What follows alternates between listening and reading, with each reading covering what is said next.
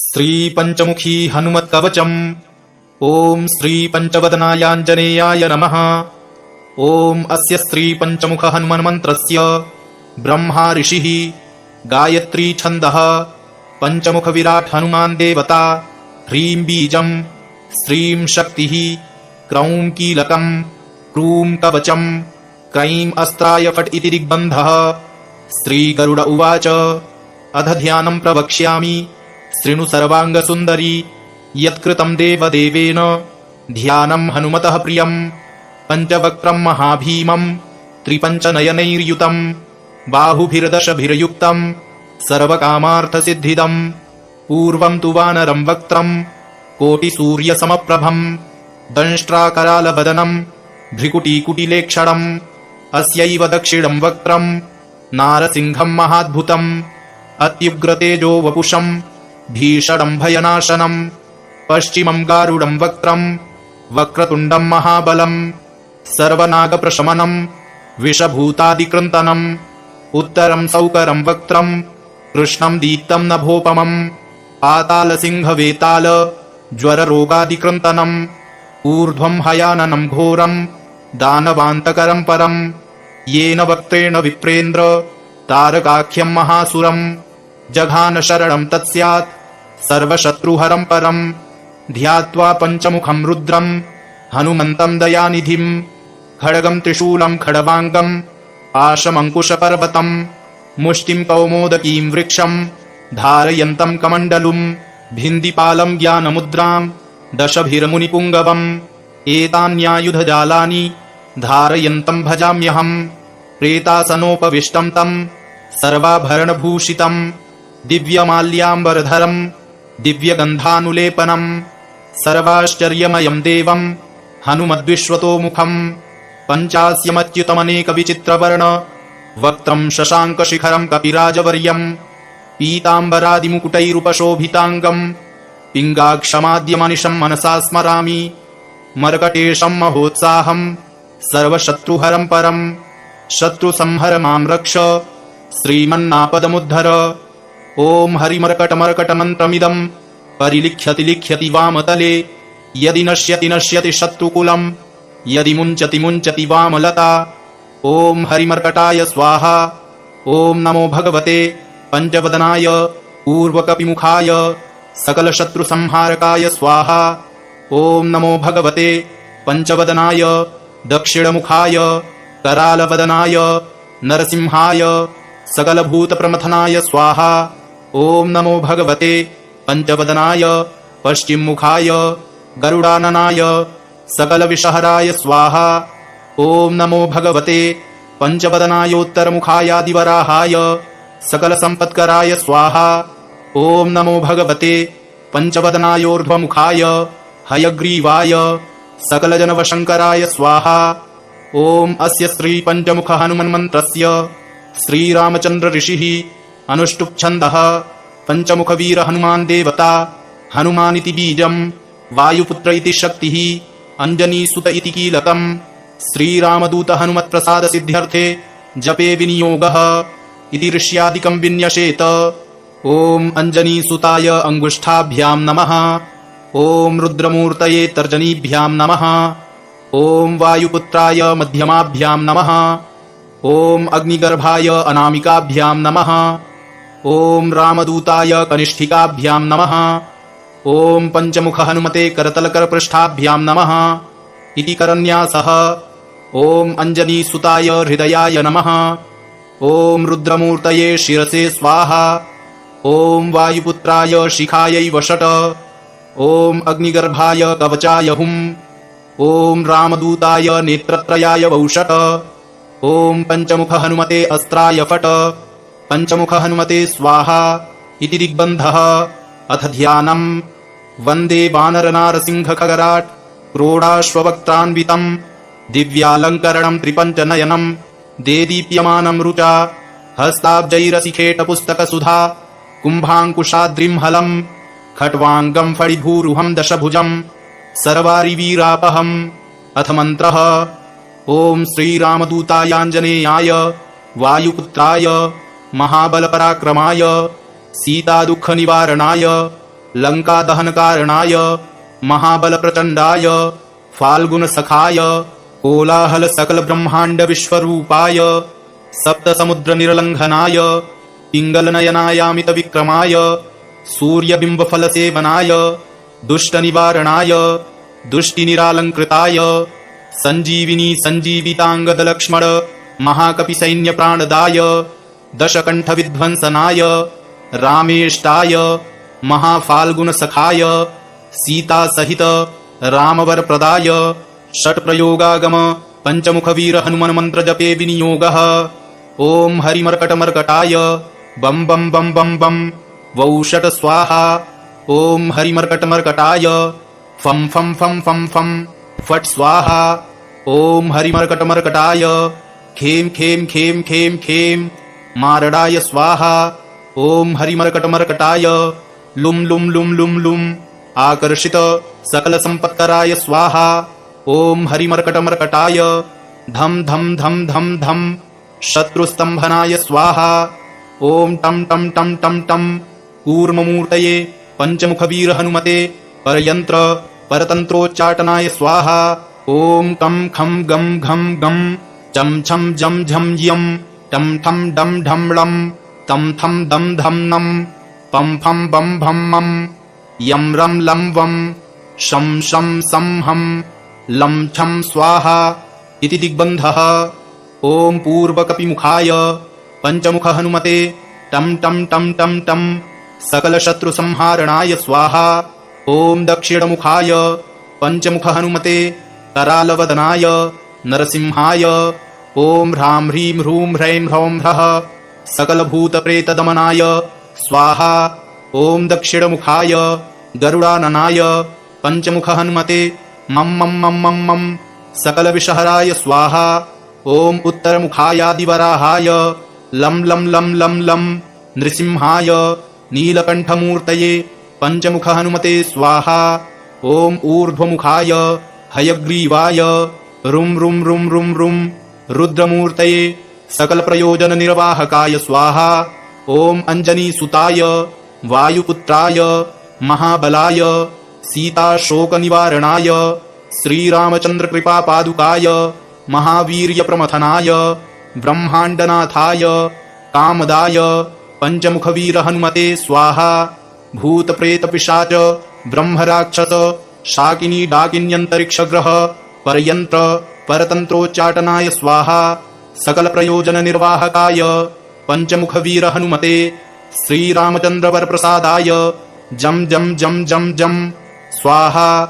इदं कवचं पठित्वा तु महाकवचं पठेन्नरः एकवारं जपेत् स्तोत्रं सर्वशत्रुनिवारणं द्विवारं तु पठेन्नित्यं पुत्रपौत्रप्रवर्धनं त्रिवारं च जपेन्नित्यं सर्वसम्पत्करं शुभं चतुर्वारं पठेन्नित्यं सर्वरोगनिवारणं पञ्चवारं पठेन्नित्यं सर्वलोकवशङ्करं षड्वारं च पठेन्नित्यं सर्वदेववशङ्करं सप्तवारं पठेन्नित्यं सर्वसौभाग्यदायकम् अष्टवारं पठेन्नित्यं मिष्टकामार्थसिद्धिदं नववारं पठेन्नित्यं राजभोगमवाप्नुयात् दशवारं पठेन्नित्यं त्रैलोक्यज्ञानदर्शनं रुद्रावृत्तिं पठेन्नित्यं सर्वसिद्धिर्भवेद्ध्रुवं निर्बलो रोगयुक्तश्च महाव्याध्यादिपीडितः कवचस्मरणेनैव महाबलमवाप्नुयात्। ॐ श्रीपञ्चवदनायाञ्जनेयाय नमः।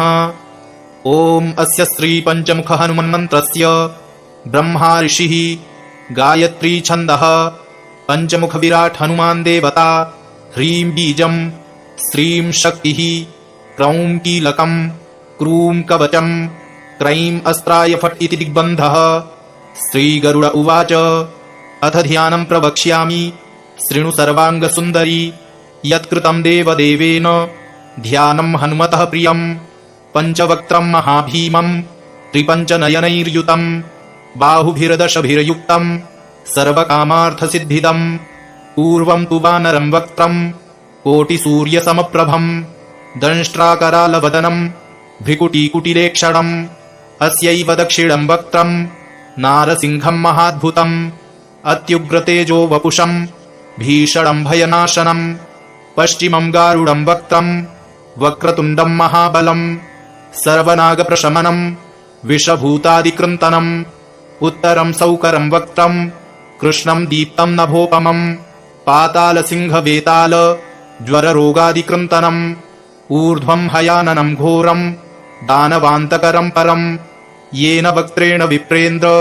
तारकाख्यं महासुरं जघान शरणं तत्स्यात् सर्वशत्रुहरं परं ध्यात्वा पञ्चमुखं रुद्रं हनुमन्तं दयानिधिं खड्गं त्रिशूलं खड्वाङ्गं पाशमङ्कुशपर्वतं मुष्टिं कौमोदकीं वृक्षं धारयन्तं कमण्डलुं भिन्दिपालं ज्ञानमुद्रां दशभिर्मुनिपुङ्गवम् एतान्यायुधजालानि धारयन्तं भजाम्यहम् प्रेतासनोपविष्टं तं सर्वाभरणभूषितं दिव्यमाल्याम्बरधरं दिव्यगन्धानुलेपनं सर्वाश्चर्यमयं देवं हनुमद्विश्वतोमुखं पञ्चास्यमच्युतमनेकविचित्रवर्ण वक्त्रं शशाङ्कशिखरं कपिराजवर्यं पीताम्बरादिमुकुटैरुपशोभिताङ्गं पिङ्गाक्षमाद्यमनिशं मनसा स्मरामि मर्कटेशं महोत्साहं सर्वशत्रुहरं परं शत्रुसंहर मां रक्ष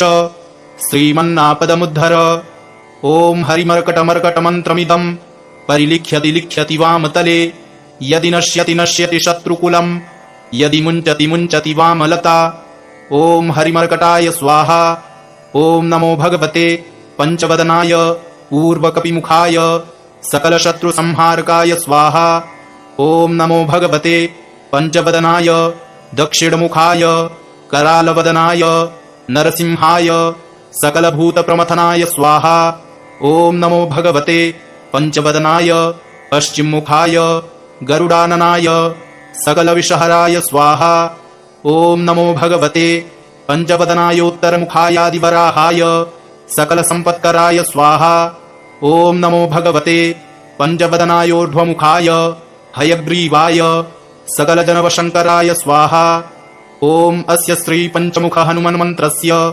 श्रीरामचन्द्र ऋषिः अनुष्टुप्छन्दः पञ्चमुखवीर हनुमान् देवता हनुमानिति बीजं वायुपुत्र इति शक्तिः अञ्जनीसुत इति कीलकम् श्रीरामदूत हनुमत्प्रसाद सिद्ध्यर्थे जपे विनियोगः इति ऋष्यादिकं विन्यसेत ॐ अञ्जनीसुताय अङ्गुष्ठाभ्यां नमः ॐ रुद्रमूर्तये तर्जनीभ्यां नमः ॐ वायुपुत्राय मध्यमाभ्यां नमः ॐ अग्निगर्भाय अनामिकाभ्यां नमः ॐ रामदूताय कनिष्ठिकाभ्यां नमः ॐ पञ्चमुख हनुमते करतलकरपृष्ठाभ्यां नमः इति करन्यासः ॐ अञ्जनीसुताय हृदयाय नमः ॐ रुद्रमूर्तये शिरसे स्वाहा ॐ वायुपुत्राय शिखायै वषट ॐ अग्निगर्भाय कवचाय हुम् ॐ रामदूताय नेत्रत्रयाय वौषट ॐ पञ्चमुख हनुमते अस्त्राय फट पञ्चमुख हनुमते स्वाहा इति दिग्बन्धः अथ ध्यानम् वन्दे वानरनारसिंहखगराट् क्रोडाश्ववक्त्रान्वितम् दिव्यालङ्करणम् त्रिपञ्चनयनम् देदीप्यमानम् रुचा हस्ताब्जैरसिखेटपुस्तकसुधा कुम्भाङ्कुशाद्रिंहलम् खड्वाङ्गम् फडिभूरुहम् दशभुजम् सर्वारिवीरापहम् अथ मन्त्रः ॐ श्रीरामदूतायाञ्जनेयाय वायुपुत्राय महाबलपराक्रमाय सीतादुःखनिवारणाय लङ्कादहनकारणाय महाबलप्रचण्डाय फाल्गुनसखाय कोलाहलसकलब्रह्माण्डविश्वरूपाय सप्तसमुद्रनिर्लङ्घनाय पिङ्गलनयनायामितविक्रमाय सूर्यबिम्बफलसेवनाय दुष्टनिवारणाय दुष्टिनिरालङ्कृताय सञ्जीविनी सञ्जीविताङ्गदलक्ष्मण महाकपिसैन्यप्राणदाय दशकण्ठविध्वंसनाय रामेष्टाय महाफाल्गुनसखाय सीतासहित रामवरप्रदाय षट्प्रयोगागम पञ्चमुखवीर हनुमन्मन्त्रजपे विनियोगः ॐ हरिमर्कटमर्कटाय बं बं बं बं बं वौषट् स्वाहा ॐ हरिमर्कटमर्कटाय फं फं फं फं फं फट् स्वाहा ॐ हरिमर्कटमर्कटाय खेम खेम खेम खेम खेम मारणाय स्वाहा ॐ हरिमर्कटमर्कटाय लुं लुं लुं लुं लुं आकर्षित सकलसम्पत्कराय स्वाहा। ॐ हरिमर्कटमर्कटाय धम धम धम धम धम शत्रुस्तम्भनाय स्वाहा। ॐ टं टं टं टं टं कूर्ममूर्तये पञ्चमुखवीर हनुमते परयन्त्र परतन्त्रोच्चाटनाय स्वाहा। ॐ कं खं गं घं गं चं छं जं झं यं टं ठं डं ढं ळं तं थं दं धं नं पं फं बं भं मं यं रं लं वं शं शं सं हं लं छं स्वाहा इति दिग्बन्धः। ॐ पूर्वकपिमुखाय पञ्चमुख हनुमते टं टं टं टं टं सकलशत्रुसंहारणाय स्वाहा। ॐ दक्षिणमुखाय पञ्चमुख हनुमते करालवदनाय नरसिंहाय ॐ ह्रां ह्रीं ह्रूं ह्रैं ह्रौं ह्रः सकलभूतप्रेतदमनाय स्वाहा। ॐ दक्षिणमुखाय गरुडाननाय पञ्चमुख हनुमते मं मं मं मं मं सकलविषहराय स्वाहा। ॐ उत्तरमुखायादिवराहाय लं लं लं लं लं नृसिंहाय नीलकण्ठमूर्तये पञ्चमुख हनुमते स्वाहा। ॐ ऊर्ध्वमुखाय हयग्रीवाय रुं रुं रुं रुं रुं रुद्रमूर्तये सकलप्रयोजननिर्वाहकाय स्वाहा। ॐ अञ्जनीसुताय वायुपुत्राय महाबलाय सीताशोकनिवारणाय श्रीरामचन्द्रकृपापादुकाय महावीर्यप्रमथनाय ब्रह्माण्डनाथाय कामदाय पञ्चमुखवीर हनुमते स्वाहा। भूतप्रेतपिशाच ब्रह्मराक्षस शाकिनी डाकिन्यन्तरिक्षग्रह पर्यन्त्र परतन्त्रोच्चाटनाय स्वाहा। सकलप्रयोजननिर्वाहकाय पञ्चमुखवीर हनुमते श्रीरामचन्द्रवरप्रसादाय जं जं जं जं जं स्वाहा। इदं कवचं पठित्वा तु महाकवचं पठेन्नरः एकवारं जपेत् स्तोत्रं सर्वशत्रुनिवारणम् द्विवारं तु पठेन्नित्यं पुत्रपौत्रप्रवर्धनम् त्रिवारं च जपेन्नित्यं सर्वसम्पत्करं शुभम् चतुर्वारं पठेन्नित्यं सर्वरोगनिवारणम् पञ्चवारं पठेन्नित्यं सर्वलोकवशङ्करम् षड्वारं च पठेन्नित्यं सर्वदेववशङ्करम् सप्तवारं पठेन्नित्यं सर्वसौभाग्यदायकम् अष्टवारं पठेन्नित्यं मिष्टकामार्थसिद्धिदम् नववारं पठेन्नित्यं राजभोगमवाप्नुयात् दशवारं पठेन्नित्यं त्रैलोक्यज्ञानदर्शनम् रुद्रावृत्तिं पठेन्नित्यं सर्वसिद्धिर्भवेद्ध्रुवम् निर्बलो रोगयुक्तश्च महाव्याध्यादिपीडितः कवचस्मरणेनैव महाबलमवाप्नुयात्। ॐ श्रीपञ्चवदनायाञ्जनेयाय नमः। ॐ अस्य श्रीपञ्चमुख हनुमन्मन्त्रस्य ब्रह्मा ऋषिः गायत्री छन्दः पञ्चमुख विराट् हनुमान् देवता ह्रीं बीजं श्रीं शक्तिः क्रौं कीलकं क्रूं कवचं क्रैं अस्त्राय फट् इति दिग्बन्धः। श्रीगरुड उवाच अध ध्यानं प्रवक्ष्यामि शृणु सर्वाङ्गसुन्दरी यत्कृतं देवदेवेन ध्यानं हनुमतः प्रियं पञ्चवक्त्रं महाभीमं त्रिपञ्चनयनैर्युतं बाहुभिर्दशभिर्युक्तं सर्वकामार्थसिद्धिदम् पूर्वं तु वानरं वक्त्रं कोटिसूर्यसमप्रभं दंष्ट्राकरालवदनं भ्रिकुटीकुटिलेक्षणम् अस्यैव दक्षिणं वक्त्रं नारसिंहं महाद्भुतम् अत्युग्रतेजो वपुषं भीषणं भयनाशनम् पश्चिमं गारुडं वक्त्रं वक्रतुण्डं महाबलं सर्वनागप्रशमनं विषभूतादिकृन्तनम् उत्तरं सौकरं वक्त्रं कृष्णं दीप्तं नभोपमं पातालसिंहवेताल ज्वररोगादिकृन्तनम् ऊर्ध्वं हयाननं घोरं दानवान्तकरं परं येन वक्त्रेण विप्रेन्द्र तारकाख्यं महासुरं जघान शरणं तत्स्यात् सर्वशत्रुहरं परम् ध्यात्वा पञ्चमुखं रुद्रं हनुमन्तं दयानिधिं खड्गं त्रिशूलं खड्वाङ्गं पाशमङ्कुशपर्वतं मुष्टिं कौमोदकीं वृक्षं धारयन्तं कमण्डलुं भिन्दिपालं ज्ञानमुद्रां दशभिर्मुनिपुङ्गवम् एतान्यायुधजालानि धारयन्तं भजाम्यहम् प्रेतासनोपविष्टं तं सर्वाभरणभूषितं दिव्यमाल्याम्बरधरं दिव्यगन्धानुलेपनं सर्वाश्चर्यमयम् देवम् हनुमद्विश्वतोमुखम् पञ्चास्यमच्युतमनेकविचित्रवर्ण वक्त्रम् शशाङ्कशिखरम् कपिराजवर्यम् पीताम्बरादिमुकुटैरुपशोभिताङ्गम् पिङ्गाक्षमाद्यमनिशम् मनसा स्मरामि मर्कटेशम् महोत्साहम् सर्वशत्रुहरम् परम् शत्रुसंहर माम् रक्ष श्रीमन्नापदमुद्धर ॐ हरिमर्कटमर्कटमन्त्रमिदम् परिलिख्यति लिख्यति वामतले यदि नश्यति नश्यति शत्रुकुलम् यदि मुञ्चति मुञ्चति वामलता ॐ हरिमर्कटाय स्वाहा ॐ नमो भगवते पञ्चवदनाय ऊर्वकपिमुखाय सकलशत्रुसंहारकाय स्वाहा ॐ नमो भगवते पञ्चवदनाय दक्षिणमुखाय करालवदनाय नरसिंहाय सकलभूतप्रमथनाय स्वाहा ॐ नमो भगवते पञ्चवदनाय पश्चिममुखाय गरुडाननाय सकलविषहराय स्वाहा ॐ नमो भगवते पञ्चवदनायोत्तरमुखायादिवराहाय सकलसम्पत्कराय स्वाहा ॐ नमो भगवते पञ्चवदनायोर्ध्वमुखाय हयग्रीवाय सकलजनवशङ्कराय स्वाहा ॐ अस्य श्रीपञ्चमुख हनुमन्मन्त्रस्य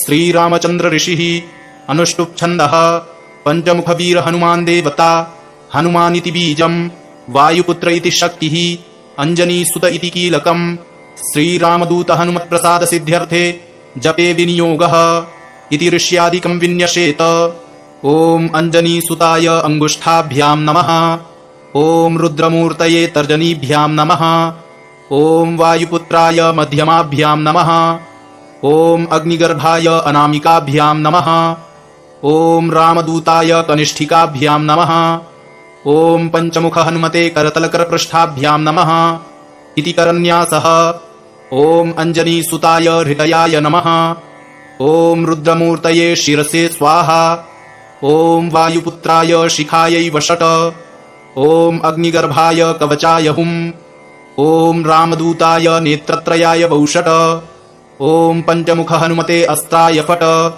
पञ्चमुख हनुमते स्वाहा इति दिग्बन्धः अथ ध्यानम् वन्दे वानरनारसिंहखगराट् क्रोडाश्ववक्त्रान्वितम् दिव्यालङ्करणम् त्रिपञ्चनयनम् देदीप्यमानम् रुचा हस्ताब्जैरसिखेटपुस्तकसुधा कुम्भाङ्कुशाद्रिम्हलम् खड्वाङ्गम् फडिभूरुहम् दशभुजम् सर्वारिवीरापहम् अथ मन्त्रः ॐ श्रीरामदूतायाञ्जनेयाय वायुपुत्राय महाबलपराक्रमाय सीतादुःखनिवारणाय लङ्कादहनकारणाय महाबलप्रचण्डाय फाल्गुनसखाय कोलाहलसकलब्रह्माण्डविश्वरूपाय सप्तसमुद्रनिर्लङ्घनाय पिङ्गलनयनायामितविक्रमाय सूर्यबिम्बफलसेवनाय दुष्टनिवारणाय दुष्टिनिरालङ्कृताय सञ्जीविनी सञ्जीविताङ्गदलक्ष्मण महाकपिसैन्यप्राणदाय दशकण्ठविध्वंसनाय रामेष्टाय महाफाल्गुनसखाय सीतासहित रामवरप्रदाय षट्प्रयोगागम पञ्चमुखवीर हनुमन्मन्त्रजपे विनियोगः ॐ हरिमर्कटमर्कटाय बं बं बं बं बं वौषट स्वाहा ॐ हरिमर्कटमर्कटाय फं फं फं फं फं फट् स्वाहा ॐ हरिमर्कटमर्कटाय खें खें खें खें खें मारडाय स्वाहा ॐ हरिमर्कटमर्कटाय लुं लुं लुं लुं लुं आकर्षित सकलसम्पत्कराय स्वाहा ॐ हरिमर्कटमर्कटाय धं धं धं धं धं शत्रुस्तम्भनाय स्वाहा ॐ टं टं टं टं टं कूर्ममूर्तये पञ्चमुखवीर हनुमते परयन्त्र परतन्त्रोच्चाटनाय स्वाहा ॐ कं खं गं घं गं जं छं जं झं यं टं ठं डं ढं णं तं थं दं धं नं पं फं बं भं मं यं रं लं वं शं शं सं हं लं छं स्वाहा इति दिग्बन्धः ॐ पूर्वकपिमुखाय पञ्चमुख हनुमते टं टं टं टं टं सकलशत्रुसंहारणाय स्वाहा ॐ दक्षिणमुखाय पञ्चमुख हनुमते करालवदनाय नरसिंहाय ॐ ह्रां ह्रीं ह्रूं ह्रैं ह्रौं ह्रः सकलभूतप्रेतदमनाय स्वाहा ॐ दक्षिणमुखाय गरुडाननाय पंचमुख हनुमते मम मम मम मम मम सकल विषहराय स्वाहा। ओम उत्तरमुखायादिवराहाय लं लं लं लं लं नृसिंहाय नीलकंठमूर्तये पंचमुख हनुमते स्वाहा। ओम ऊर्ध्वमुखाय हयग्रीवाय रुं रुं रुं रुं रुं रुद्रमूर्तये सकल प्रयोजन निर्वाहकाय स्वाहा। ओम अंजनीसुताय वायुपुत्राय महाबलाय सीता शोक निवारणाय श्रीरामचंद्र कृपा पादुकाय महावीर्य प्रमथनाय ब्रह्मांडनाथाय कामदाय पंचमुख वीर हनुमते स्वाहा। भूत प्रेत पिशाच ब्रह्म राक्षस शाकिनी डाकिन्यंतरिक्ष ग्रह परयंत्र परतंत्रोच्चाटनाय स्वाहा। सकल प्रयोजन निर्वाहकाय पंचमुख वीर हनुमते श्रीरामचंद्र वर प्रसादाय जम जम जम जम जम स्वाहा। इदं कवचं पठित्वा तु महाकवचं पठेन्नरः एकवारं जपेत् स्तोत्रं सर्वशत्रुनिवारणं द्विवारं तु पठेत् नित्यं पुत्रपौत्रप्रवर्धनं त्रिवारं च जपेत् नित्यं सर्वसम्पत्करं शुभं चतुर्वारं पठेत् नित्यं सर्वरोगनिवारणं पंचवारं पठेत् नित्यं सर्वलोकवशङ्करं षड्वारं च पठेत् नित्यं सर्वदेववशङ्करं सप्तवारं पठेत् नित्यं सर्वसौभाग्यदायकम् अष्टवारं पठेत् नित्यं मिष्टकामार्थसिद्धिदं नववारं पठेत् नित्यं राजभोगमवाप्नुयात् दशवारं पठेत् नित्यं त्रैलोक्यज्ञानदर्शनं रुद्रावृत्तिं पठेत् नित्यं सर्वसिद्धिर्भवेद्ध्रुवम् निर्बलो रोगयुक्तश्च महाव्याध्यादिपीडितः कवचस्मरणेनैव महाबलमवाप्नुयात्। ओम श्री पंचवदनायाञ्जनेयाय नमः। ओम अस्य श्री पंचमुख हनुमन् मन्त्रस्य ब्रह्मा ऋषिः गायत्री छन्दः पंचमुख विराट हनुमान् देवता ह्रीं बीजं श्रीं शक्तिः क्रौं कीलकं क्रूं कवचं क्रैं अस्त्राय फट् इति दिग्बन्धः।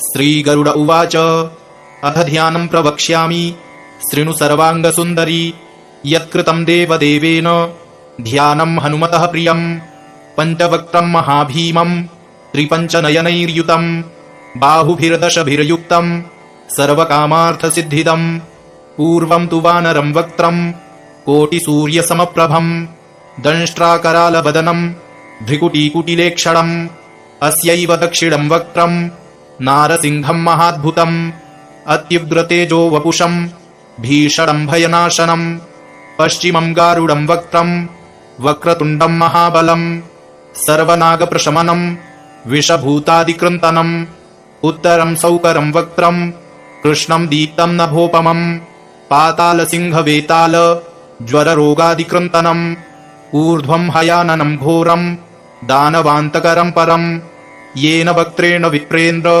तारकाख्यं महासुरं जघान शरणं तत्स्यात् सर्वशत्रुहरं परं ध्यात्वा पञ्चमुखं रुद्रं हनुमन्तं दयानिधिं खड्गं त्रिशूलं खड्वाङ्गं पाशमङ्कुशपर्वतं मुष्टिं कौमोदकीं वृक्षं धारयन्तं कमण्डलुं भिन्दिपालं ज्ञानमुद्रां दशभिरमुनिपुङ्गवम् एतान्यायुधजालानि धारयन्तं भजाम्यहम् प्रेतासनोपविष्टं तं सर्वाभरणभूषितं दिव्यमाल्याम्बरधरं दिव्यगन्धानुलेपनं सर्वाश्चर्यमयं देवं हनुमद्विश्वतोमुखं पञ्चास्यमच्युतमनेकविचित्रवर्ण वक्त्रं शशाङ्कशिखरं कपिराजवर्यं पीताम्बरादिमुकुटैरुपशोभिताङ्गं पिङ्गाक्षमाद्यमनिशं मनसा स्मरामि मर्कटेशं महोत्साहं सर्वशत्रुहरं परं शत्रुसंहर मां रक्ष श्रीमन्नापदमुद्धर। ॐ हरिमर्कटमर्कटमन्त्रमिदं परिलिख्यति लिख्यति वामतले यदि नश्यति नश्यति शत्रुकुलं यदि मुञ्चति मुञ्चति वामलता। ॐ हरिमर्कटाय स्वाहा। ॐ नमो भगवते पञ्चवदनाय पूर्वकपिमुखाय सकलशत्रुसंहारकाय स्वाहा।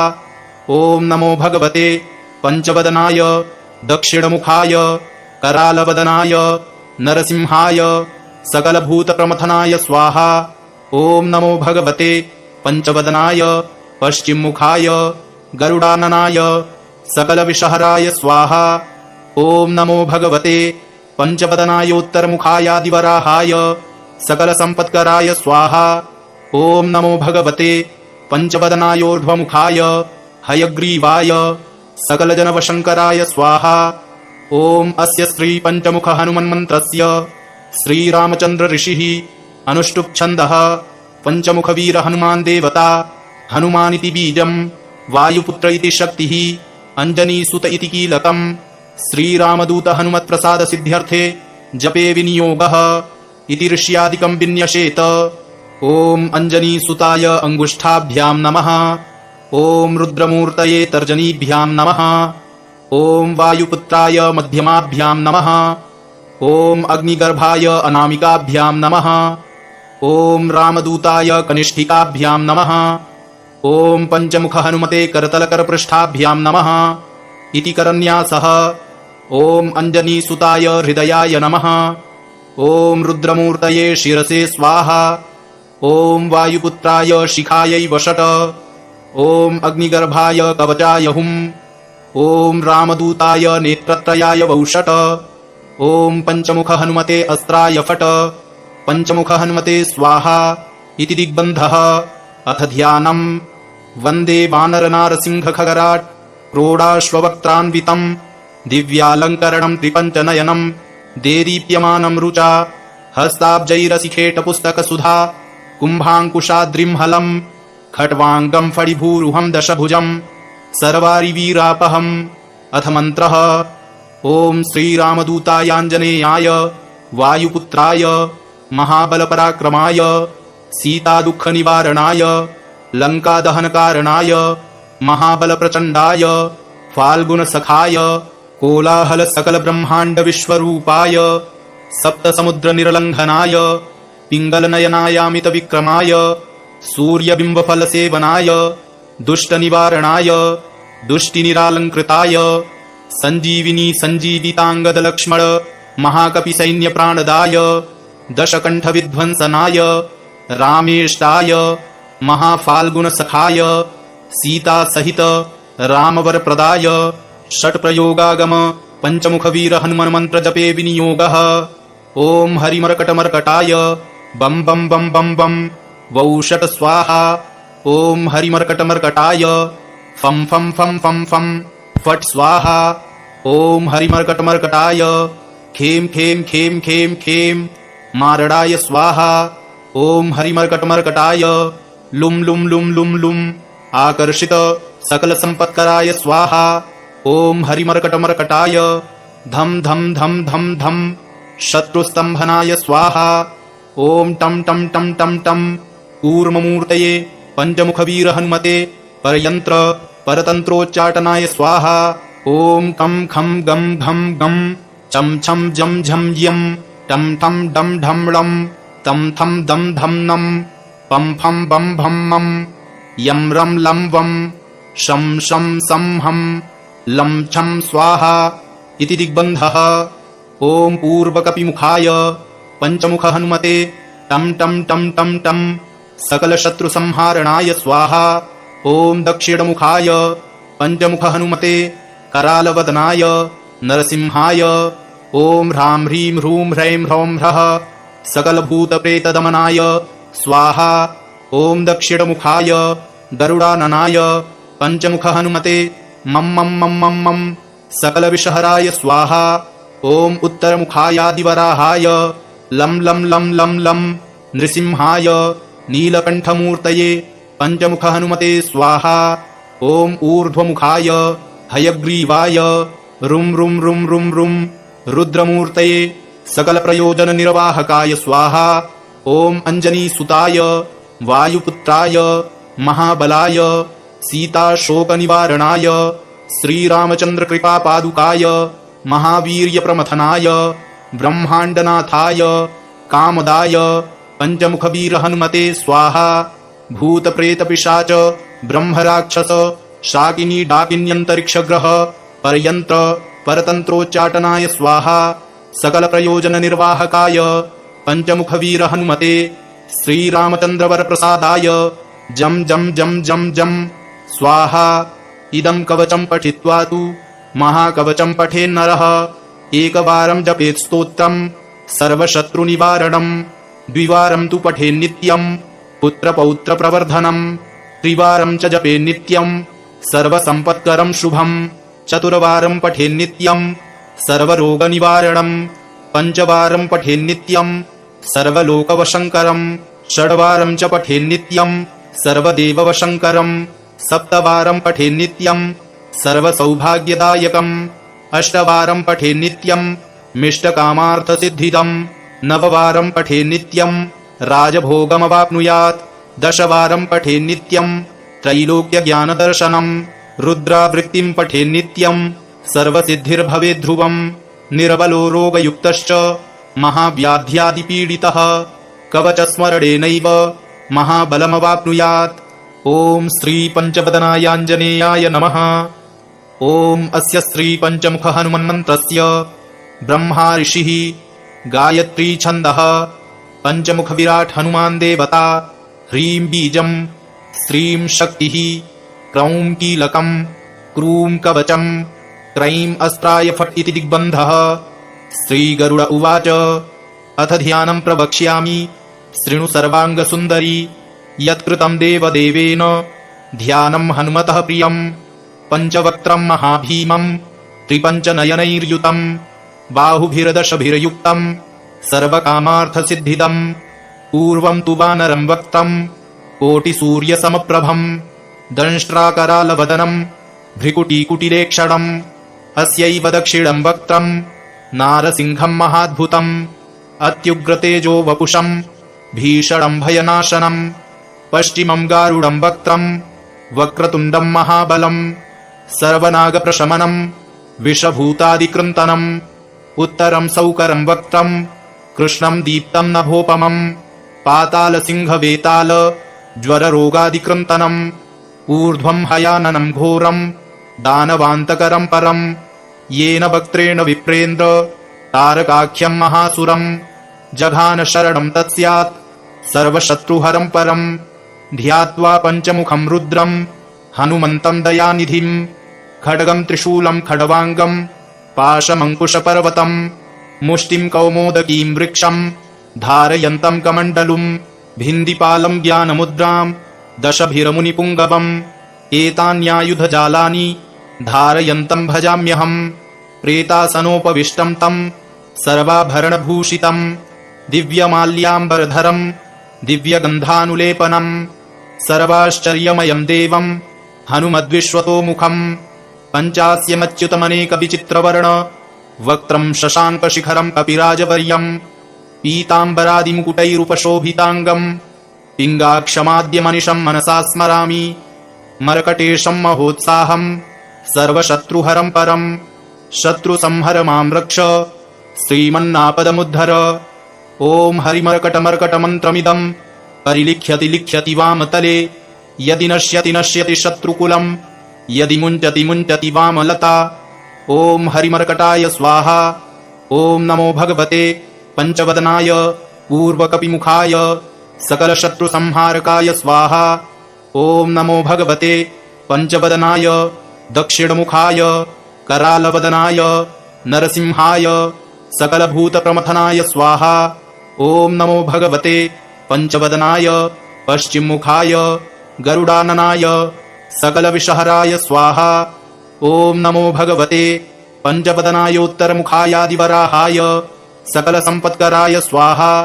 ॐ नमो भगवते पञ्चवदनायोर्ध्वमुखाय हयग्रीवाय सकलजनवशङ्कराय स्वाहा। ॐ अस्य श्रीपञ्चमुखहनुमन्मन्त्रस्य श्रीरामचन्द्र ऋषिः अनुष्टुप् छन्दः पञ्चमुखवीर हनुमान् देवता हनुमानिति बीजं वायुपुत्र इति शक्तिः अञ्जनीसुत इति कीलकं श्रीरामदूत हनुमत्प्रसादसिद्ध्यर्थे जपे विनियोगः इति ऋष्यादिकं विन्यसेत। ॐ अञ्जनीसुताय अङ्गुष्ठाभ्यां नमः। ॐ रुद्रमूर्तये तर्जनीभ्यां नमः। ॐ वायुपुत्राय मध्यमाभ्यां नमः। ॐ अग्निगर्भाय अनामिकाभ्यां नमः। ॐ रामदूताय कनिष्ठिकाभ्यां नमः। ॐ पञ्चमुख हनुमते करतलकरपृष्ठाभ्यां नमः। इति करन्यासः। ॐ अञ्जनीसुताय हृदयाय नमः। ॐ रुद्रमूर्तये शिरसे स्वाहा। ॐ वायुपुत्राय शिखायै वषट। ॐ अग्निगर्भाय कवचाय हुम्। ॐ रामदूताय नेत्रत्रयाय वौषट। ॐ पञ्चमुख हनुमते अस्त्राय फट। पञ्चमुख हनुमते स्वाहा इति दिग्बन्धः। अथ ध्यानम्। वन्दे वानरनारसिंहखगराट् क्रोडाश्ववक्त्रान्वितम् दिव्यालङ्करणम् त्रिपञ्चनयनम् देदीप्यमानम् रुचा हस्ताब्जैरसिखेटपुस्तकसुधा कुम्भाङ्कुशाद्रिंहलम् खड्वाङ्गम् फडिभूरुहम् दशभुजम् सर्वारिवीरापहम्। अथ मन्त्रः।